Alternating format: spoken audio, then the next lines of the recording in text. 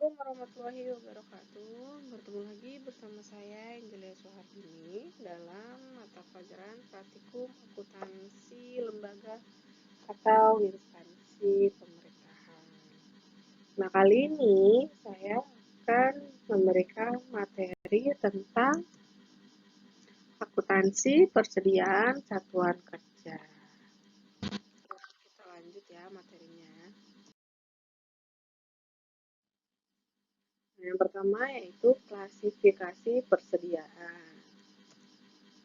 Nah, sesuai dengan pernyataan standar akuntansi pemerintah atau PSAP nomor 5, persediaan adalah aset lancar yang dalam bentuk barang atau perlengkapan yang dimaksud untuk mendukung kegiatan operasional pemerintah dan barang-barang yang dimaksud untuk dijual atau diserahkan dalam rangka pelayanan kepada masyarakat. Dan persediaan dibagi menjadi beberapa jenis. Yang pertama itu ada persediaan bahan habis pakai, yang merupakan persediaan yang mencakup barang atau perlengkapan yang dibeli dan disimpan untuk digunakan. Contohnya barang atau persediaan habis pakai itu seperti alat tulis kantor. Yang kedua yaitu persediaan bahan atau material, yaitu barang yang tidak habis dipakai sebagai komponen peralatan dan pipa. Ya. Terus ada persediaan barang lain, yaitu persediaan yang meliputi bahan yang digunakan dalam proses produksi seperti bahan baku pembuatan alat-alat pertanian.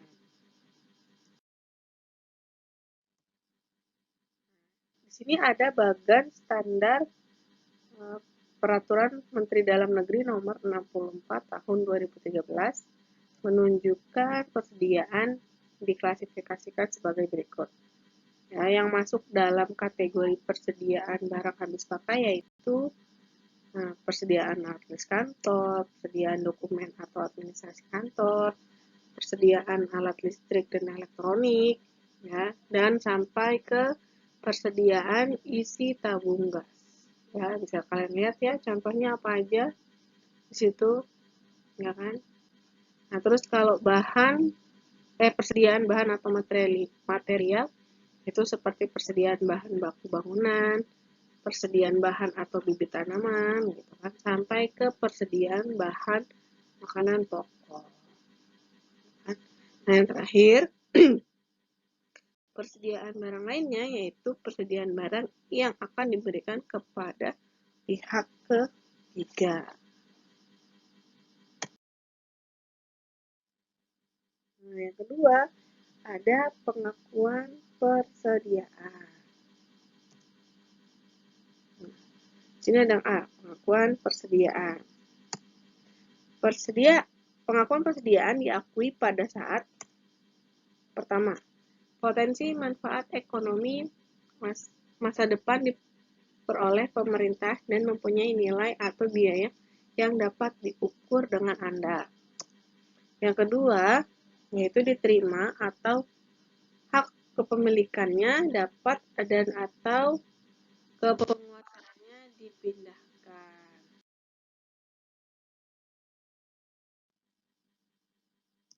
Nah, yang B itu ada pengakuan beban persediaan. Ya. Ada dua pendekatan. Yang pertama yaitu pendekatan aset, ya, yaitu pengakuan beban persediaan diakui ketika persediaan telah dipakai atau dikonsumsi.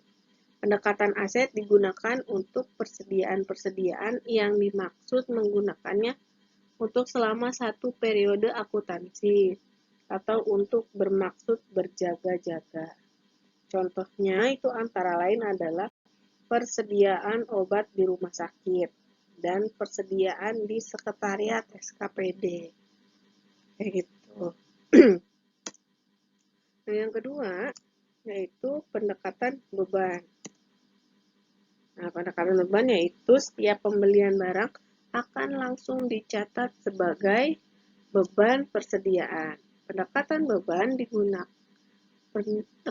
yang digunakan untuk persediaan yang dimaksud, penggunaannya untuk waktu yang segera atau tidak dimaksud untuk sepanjang satu periode. Contohnya, persediaan untuk satu kegiatan. Jadi bedanya kalau persediaan aset, mungkin dia diakuinya jika barangnya itu digunakan selama satu periode. Nah, sedangkan pendekatan beban, dia tidak selalu dipakai, tapi bisa saja dalam satu periode itu sewaktu-waktu dapat dipakai. Itu, ya kan?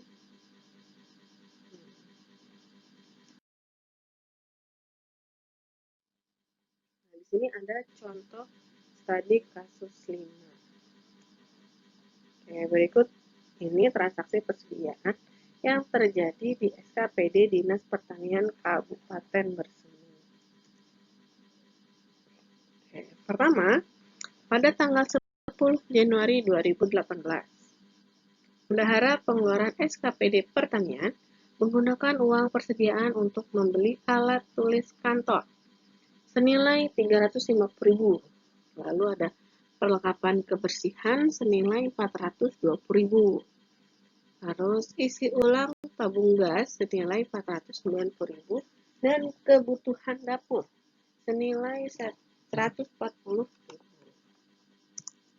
Soal kedua, pada tanggal 14 Februari 2018, SKPD Pertanian membeli bahan bangunan senilai 21 juta, obat hama sebesar 14 juta, dan bibit tanaman sebesar 35 juta dengan menggunakan SP2LS.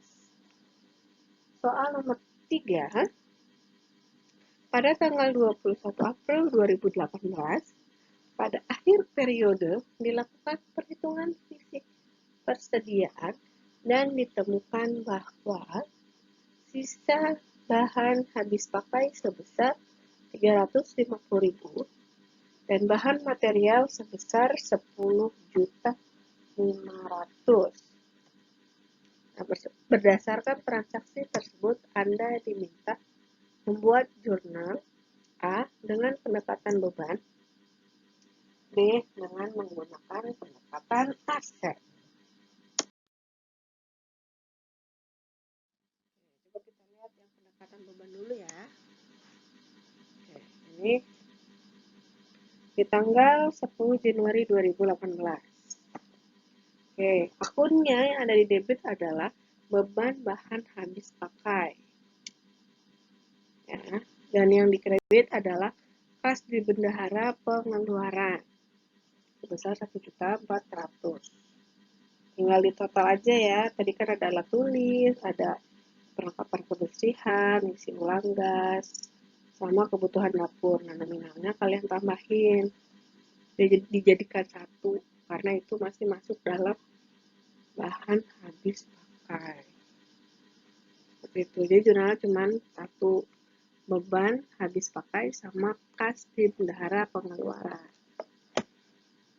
Terus sedangkan yang nomor 2 kan bahan material. Nah, jadi jurnalnya yang di debit itu adalah beban bahan atau material. Yang dikredit adalah RK PPKD. Ya. Terus yang ketiga itu ada persediaan bahan habis pakai sebesar 350.000, ya kan, karena sisanya.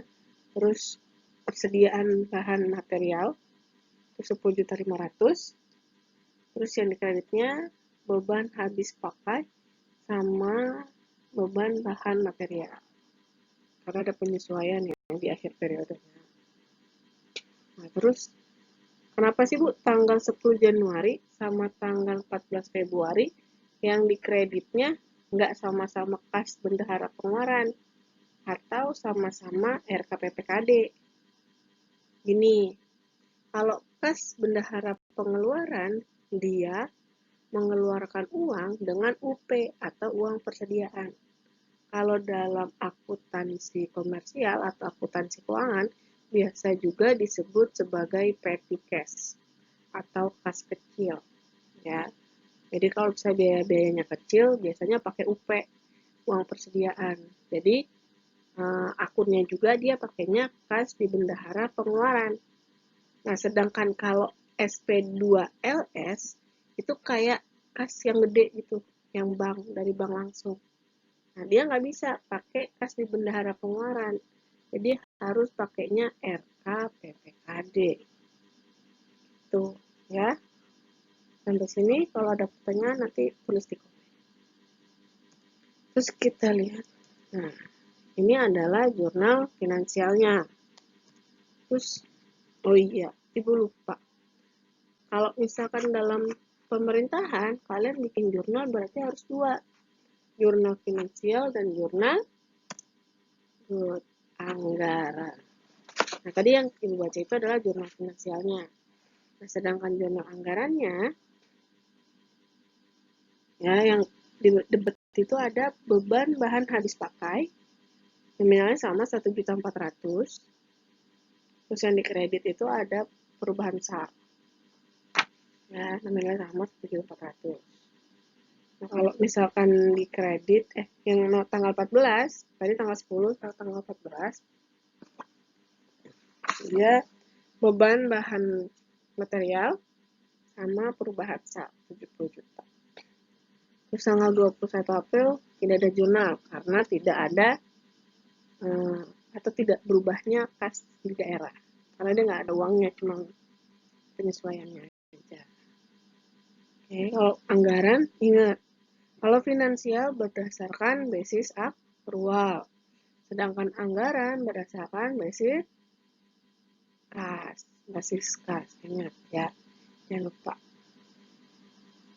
Jadi tanggal 21 tidak perlu di jurnal. Oke, sekarang kita lihat di pendekatan aset. Kalau tadi pendekatan laba, sekarang aset. Kita lihat ya. Oke, kita lihat di jurnal finansialnya.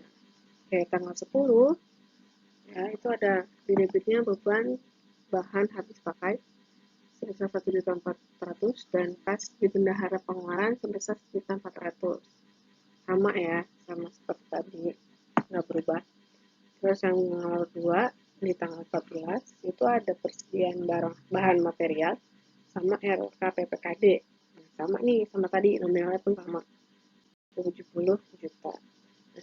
Nah, sekarang nomor 3, tanggal 21 April, tanggal 21 April ya, itu ada sedikit perbedaan, dimana kalau pendekatan beban, tadi yang di debitnya itu ada persediaan bahan habis pakai, baru beban.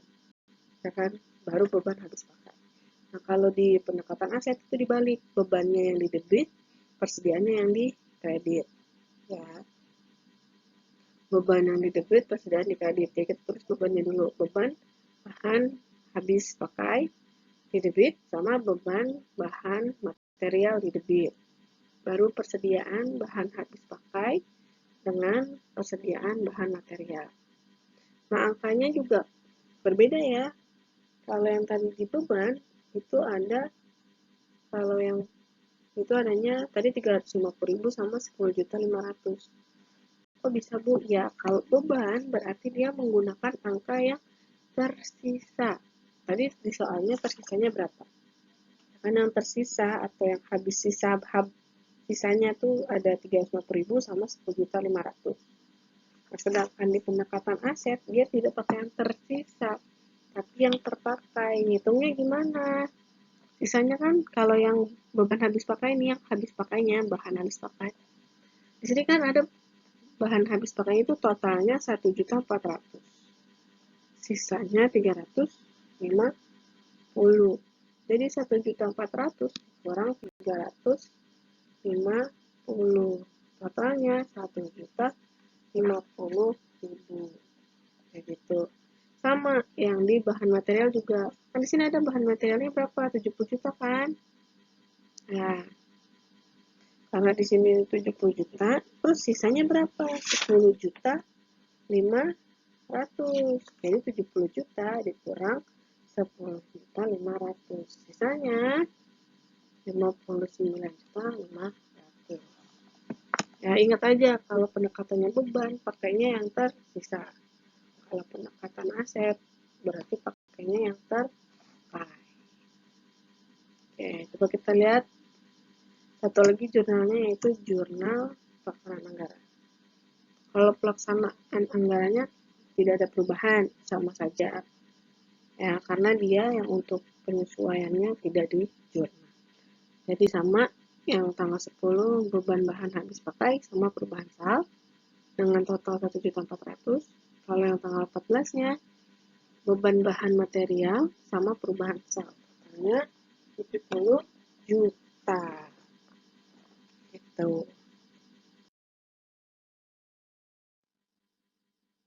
Yang ketiga, yaitu pengukuran dan penilaian persediaan. Yang A, pengukuran persediaan berdasarkan transaksi.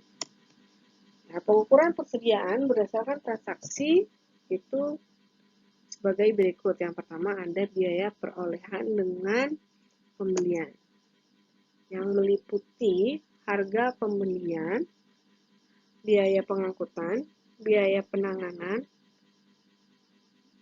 dan biaya lainnya yang secara langsung dapat dibebankan pada perolehan persediaan. Ya kan? Ada potong harga, ada rabat, dan yang serupa dengan pengurangan biaya perolehan. Yang kedua ada harga pokok produksi, ya kan? Yang meliputi biaya langsung dan biaya tidak langsung yang timbul dalam rangka produksi. Yang ketiga adalah nilai wajar diperoleh dengan cara lain, seperti donasi atau rampasan. Nilai wajar persediaan mencakup nilai tukar aset atau penyelesaian kewajiban antar pihak yang memahami dan berkeinginan melakukan transaksi wajar.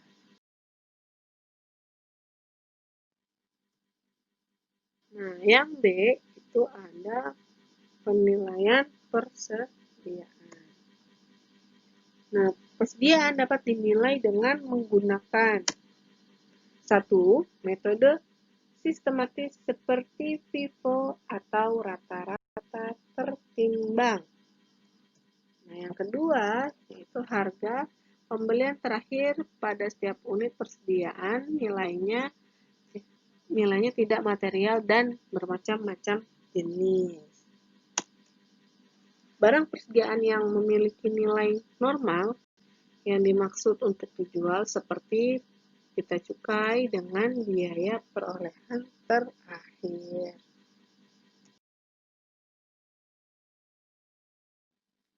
Yang keempat, metode pencatatan persediaan. Yang pertama itu metode perfektual. Adalah metode pencatatan yang dilakukan secara terus-menerus. Metode ini digunakan untuk jenis persediaan yang berkaitan dengan operasional utama di SKPD dan membutuhkan pengendalian yang kuat. Contohnya seperti obat-obatan di rumah sakit umum daerah atau persediaan pupuk di Dinas Pertanian. Dalam metode perfektual atau pengukuran pemakaian persediaan dihitung berdasarkan catatan jumlah unit yang dipakai dikalikan dengan nilai per unit sesuai metode penelitian yang digunakan. Prosedur akuntansi metode perfektual sebagai berikut. Yang pertama, berdasarkan tembusan SP2D dari Bendahara Umum Daerah atas pembelian barang persediaan, PPK SKPD akan mencatat belanja beban habis pakai. Yang kedua, persediaan tembusan SP2D dari Bendahara Umum Daerah atau invoice, PPK SKPD akan mencatat persediaan dan RKPPKD sebagai pengakuan utang. Yang ketiga, berdasarkan bukti memorial pada saat penggunaan atau pemakaian persediaan, PPK SKPD akan mencatat pengakuan beban persediaan atau pengurangan persediaan. Yang terakhir, persediaan akhir merupakan saldo persediaan awal ditambah pembelian dikurang pemakaian persediaan selama tahun berjalan. Yaitu rumus tuh. Persediaan akhir sama dengan saldo awal ditambah pembelian dikurangi pemakaian persediaan selama akhir. Yang kedua yaitu metode periodik. Dalam metode ini, fungsi akuntansi tidak langsung mengkinikan nilai persediaan ketika telah atau terjadi pemakaian. Jumlah persediaan akhir diakui dengan melakukan perhitungan fisik pada akhir periode. Lalu akan dibuat jurnal penyesuaian untuk mengkinikan nilai persediaan. Metode ini dapat digunakan untuk persediaan yang sifatnya pendukung kegiatan SKPD. Contoh, persediaan ATK di sekretariat SKPD. Dengan metode ini, pengukuran pemakaian persediaan dihitung berdasarkan inventarisasi fisik, yaitu cara saldo awal persediaan ditambah pembelian atau perolehan dikurang dengan saldo akhir dikali nilai per unit sesuai metode penilaian yang digunakan. Prosedur akuntansi metode periodik. 1. Pada awal tahun, berdasarkan bukti memorial PPKSPKD, mencatat pengakuan beban persediaan dan mengurangi persediaan atas persediaan awal dan baca. Yang kedua, berdasarkan tembusan SP2D dari Bendahara Umum Daerah atau invoice, SKPD akan mencatat persediaan dan RKPPKD sebagai pengakuan utang. Berdasarkan tembusan SP2D, SKPD juga dapat mencatat belanja habis pakai. Yang ketiga, pemakaian persediaan pada periode berjalan tidak dibukukan. Yang keempat, pada akhir tahun berdasarkan tembusan berita acara, hasil opnam fisik persediaan dari bagian gudang, terus PPK SKPD akan melakukan catatan persediaan akhir dan mengurangi beban persediaan. Yang kelima, yaitu dokumen dan pihak yang terkait. Yang A, dokumen yang digunakan. Pertama itu adalah bukti belanja persediaan, yang merupakan dokumen sumber untuk mencatat jurnal pengakuan beban persediaan dan belanja persediaan dengan cara pembayaran uang persediaan atau kas kecil ya, atau petty cash. Yang kedua, berita acara serah terima barang, yang merupakan dokumen sumber untuk mencatat jurnal pengakuan beban persediaan dan belanja persediaan dengan cara pembayaran langsung. Yang ketiga, berita acara pemeriksaan persediaan, merupakan dokumen sumber untuk mencatat jurnal atas pengakuan beban persediaan setelah dilakukan stok opnam. Dan terakhir, surat penerimaan barang langsung, merupakan dokumen sumber untuk pengakuan belanja persediaan dengan cara membayar langsung.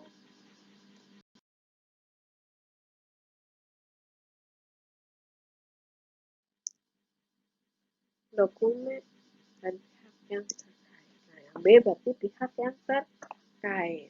Pertama yaitu bendahara barang atau pengurus barang. Orang yang bertugas menyiapkan dokumen-dokumen atas pengelolaan persediaan. Yang kedua yaitu adalah pejabat penata usahaan keuangan SKPD. Ya, seorang yang bertugas melakukan proses akuntansi persediaan yang dimulai dari jurnal hingga penyajian laporan keuangan SKPD. Yang ketiga, bendahara pengeluaran. Orang yang bertugas menyiapkan dan menyampaikan dokumen-dokumen atas transaksi tunai yang berkaitan dengan persediaan. Yang keempat, pejabat pelaksana teknis kegiatan, yaitu orang yang bertugas menyiapkan dokumen-dokumen atas beban pengeluaran, pelaksanaan, pengadaan, persediaan.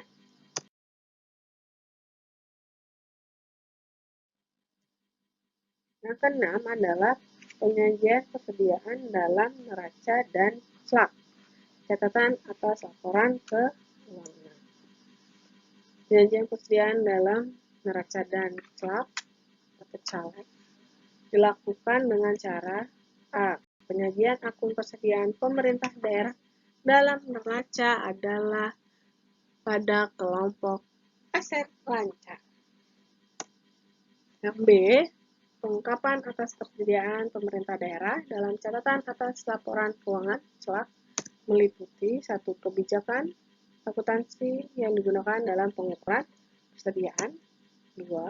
Penjelasan lebih lanjut mengenai persediaan seperti barang atau perlengkapan yang digunakan dalam proses produksi, barang yang disimpan untuk dijual, dan barang yang masih dalam proses produksi.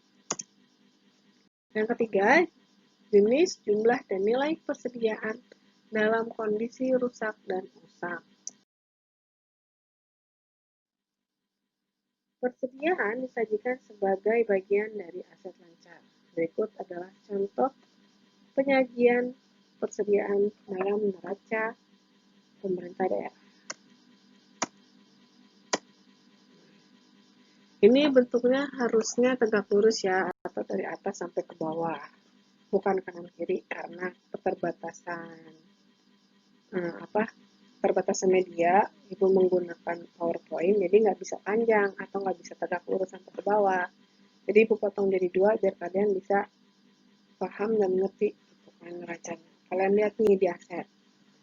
Nah, ini kolom aset.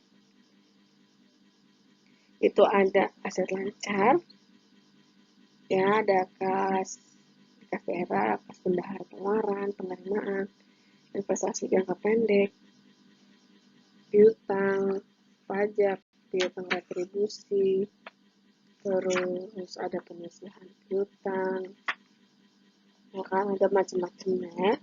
Kalian lihat sampai yang terakhir ada persediaan. Oke, sebelum jumlah aset itu ada persediaan. Ya, di situ. Jadi dia masih masuk dalam kategori aset lancar. Nah, ini contohnya cuman di kolom aset dan kolom aset lancar. Di situ ada persediaan. Jadi masuk dalam kelompok aset di bagian aset lancar. Nah, seperti itu.